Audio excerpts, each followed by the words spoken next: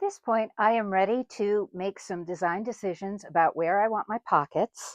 And before I begin that, it's really important to sort of lay out my, I'm going to call it my visual scope of of how to center a pocket.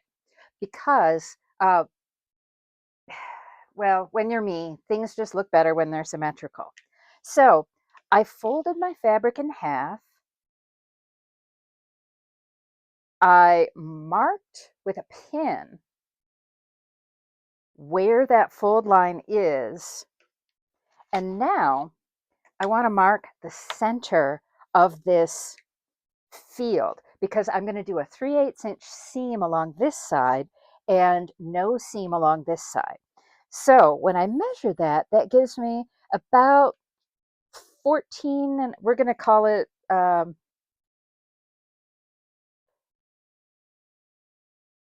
since I'm not, yeah, okay, we're going to call it 14 5/8 inches wide to play with. And life is just easier in sewing as in woodworking if you just match stuff center to center. So I'm gonna grab my handy dandy measuring thingy again. And okay, let's call that 14 3/4. So half of that is going to be 7 3/8, right? I hope you're all checking my math at home because I get this stuff wrong all the time.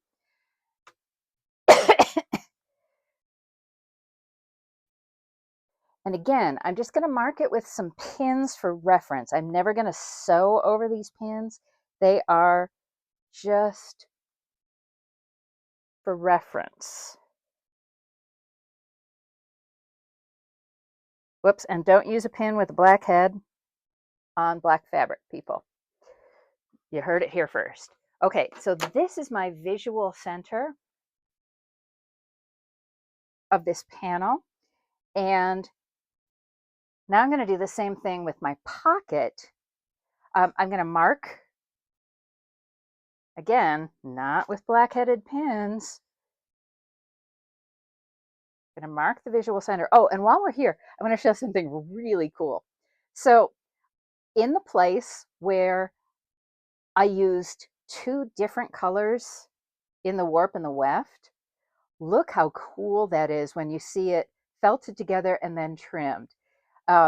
People often ask when I'm first showing them the basics of just putting a shuttle into the shed on a loom, why do you put it at an angle, Deb, or why do you curve it around?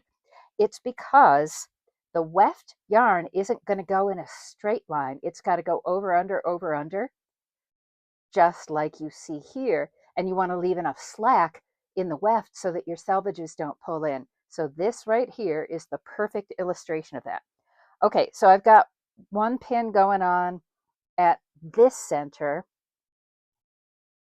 and then one pin going on at this center, because remember, this super tough fabric, I do not have to make the remaining selvage the top of the pocket. I can, but I don't have to. And if I'm really worried about protecting this edge, I can run a zigzag stitch along here just to make sure everything stays nice and tidy. I could even pull out my serger and run an overlock edge on there to really protect it. But again, this stuff, hard as nails, not really that worried about it.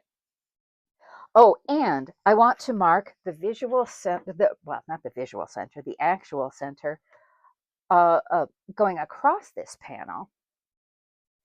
And this is, and I always do this the wrong way. Okay, this is 12 inches. So so the center line is going to be at 6 inches. So now that I've got these centers marked, I don't have to fuss with math.